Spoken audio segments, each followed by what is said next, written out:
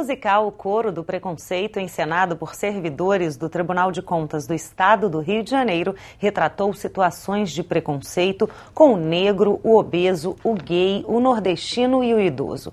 O espetáculo foi montado pelo Momento Cultural do TCE, com o apoio da Associação dos Servidores do Tribunal. Para falar sobre este assunto, recebemos aqui no estúdio o diretor teatral Breno Pessurno e a curadora do Momento Cultural do Tribunal de Contas do Estado do Rio de Janeiro, Mônica Chateaubriand. Sejam bem-vindos. Obrigada.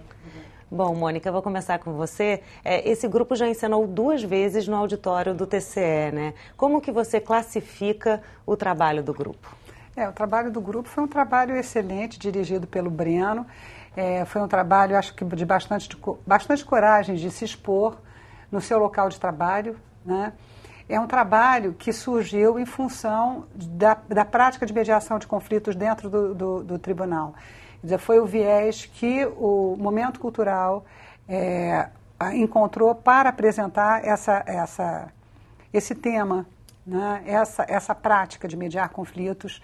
E nesse caso, a segunda, conflitos que advêm das situações de preconceito. Nós trabalhamos com os estereótipos, com alguns estereótipos, obviamente não poderíamos trabalhar com todos. Trabalhamos com o preconceito em relação ao gay, ao gordo, a velho, gay, gordo, velho, negro, que é um preconceito fortíssimo, né? E contra o intolerante, contra o próprio preconceituoso, também a pessoa intolerante, né? Em geral, os intolerantes costumam ser preconceituosos, não sempre, mas em geral costumam ser preconceituosos. E trabalhamos com esses 5 estereótipos. Alguns foram abordados como preconceito em relação à mulher, eles foram tocados ali. E foi uma experiência riquíssima, porque, como a gente disse, um trabalho feito em coautoria. Todos opinaram, houve a direção do Breno, quer dizer, a ideia inicial do projeto era a formulação de um questionário. Esse trabalho foi feito em parceria também com o Mediare, que é um curso de mediação de conflitos, cuja diretora Tânia Almeida nos ajudou a fazer toda a parte técnica, e o Diego Dias também, que trabalhou junto com a Tânia, prestando assessoria nessa parte de mediação de conflitos. Nós procuramos a Tânia para que ela fizesse essa parceria com a gente, colocando todas as ferramentas de mediação de conflitos na peça. Então, ela começou por elaborar um questionário, no qual as pessoas falassem da sua relação com preconceito, se já tinha sido vítima de preconceito ou se sofria preconceito. Então, nós tivemos vários tipos de respostas, inclusive daqueles que dizem que não tem preconceito, nunca nem perceberam que existem preconceitos, né, lá dentro do tribunal. Enfim, a partir da resposta desses questionários, nós elaboramos, quer dizer, foi elaborado um texto, né? E daí a gente já começou a ver como o tema era um tema forte. Foi um tema forte das pessoas responderem, porque preconceito as pessoas não querem. É um assunto pesado, é uma questão que as pessoas muitas vezes não querem discutir, apesar dela ter muita importância de ser discutida. Mas nós percebemos uma certa dificuldade, né?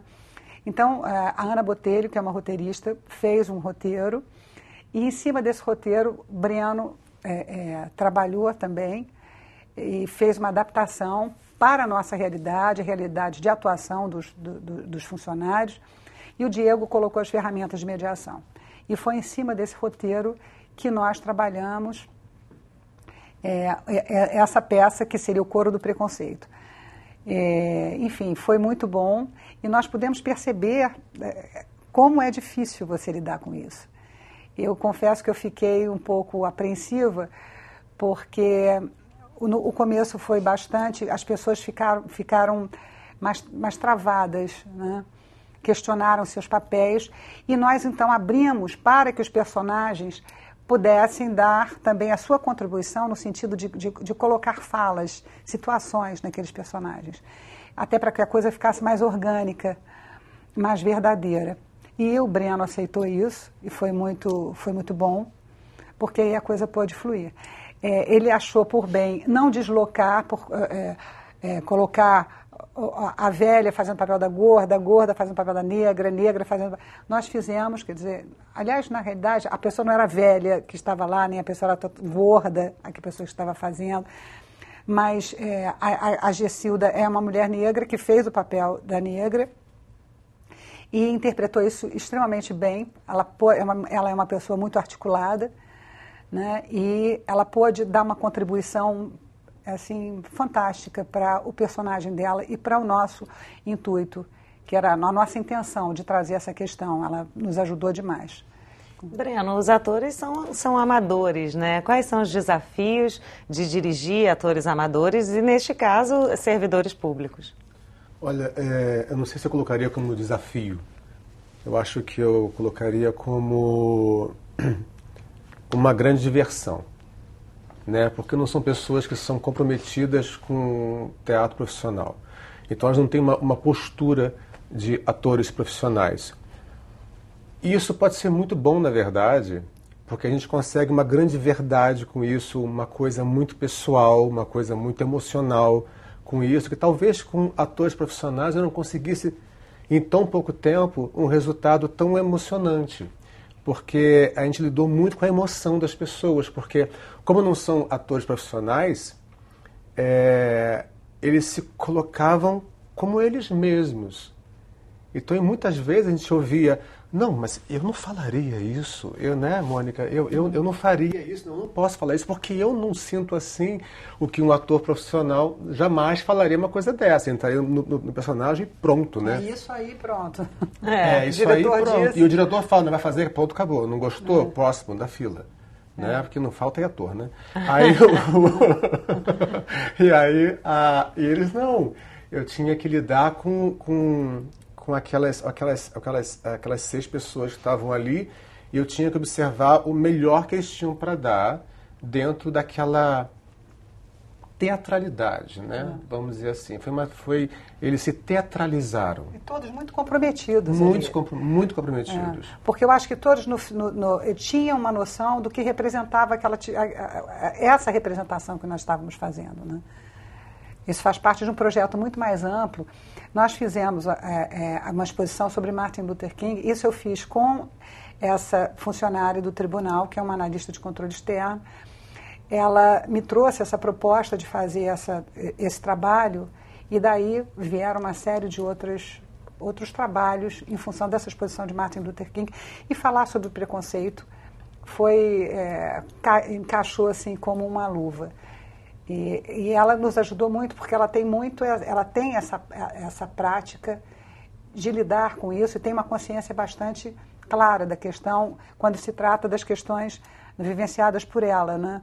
Então foi muito bom e foi uma pessoa que trabalhou bastante com a gente nesse projeto. E os outros todos, essa modificação de falas, ela foi feita assim até quase às vésperas. E eu concordo com o Breno, que a gente que a gente lidou com isso como uma brincadeira, mas não era uma brincadeira.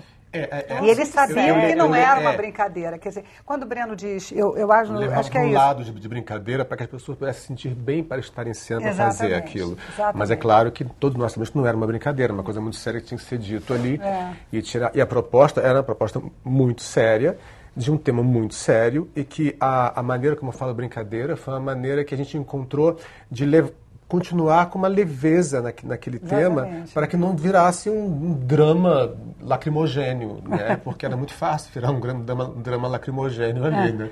Mas não aconteceu isso, graças a Deus. Botamos música no meio, as pessoas cantando, e as músicas foram colocadas de uma maneira que elas tivessem a ver com o momento da peça que elas foram colocadas, né? Quer dizer, por exemplo, tira a música Olhos Coloridos, da Sandra de Sá, a gente tira ela do que a gente conhece do ritmo e do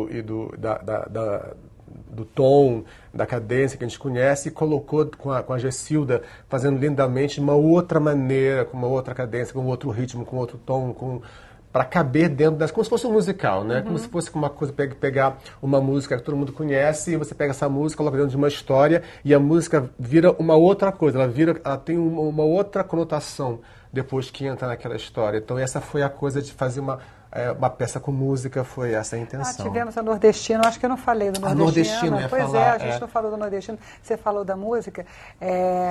A Nordestina canta o Lamento Sertanejo, foi lindo. No Dominguinhos, né? Foi lindo, foi uma coisa assim super bonita.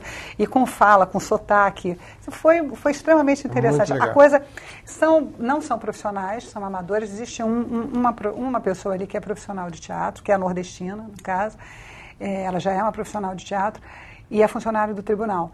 E a coisa foi tratada, amadores trabalhados como profissionais. O Breno é um diretor de teatro, ele é um profissional, né? E as ferramentas de conflito também, o curso de mediação de conflito, que nos deu todo esse aparato por intermédio da Tânia Almeida, que é a diretora do Mediar, e do Breno, e do Diego. Agora, não houve nenhum momento de timidez, eles precisaram fazer algum curso...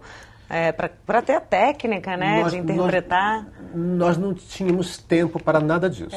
Muito pouco tempo. Era muito pouco tempo para colocar a peça ali a contento para todo mundo. Então, porque eu não tive tempo de fazer exercícios de improvisação ou passar alguma técnica para eles ou alguma coisa, eu não tive tempo de nada disso. Todo o tempo que a gente tinha era para conseguir colocar a peça, montar a peça. Então, por causa disso, eu tinha que contar realmente com a emoção de cada um, que cada um tinha para me oferecer naquele momento. Tinha um ou outro, vou chamar de ator, tinha um outro ator mais tímido? Claro que tinha.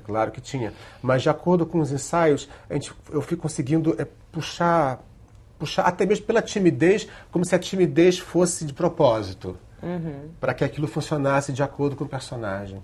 As músicas não são próprias, então, são de... Não, as músicas são de compositores. Teve uma, né? Sim. Teve uma que eu compus para abertura, que foi tipo um rap, que é o rap do preconceito. Que foi muito interessante.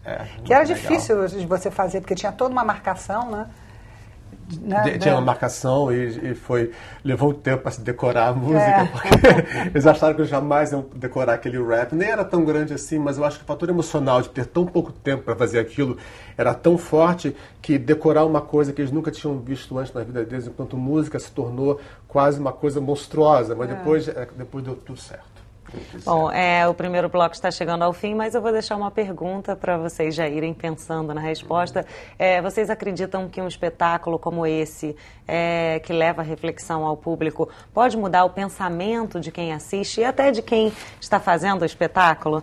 Bom, já vai pensando aí na resposta.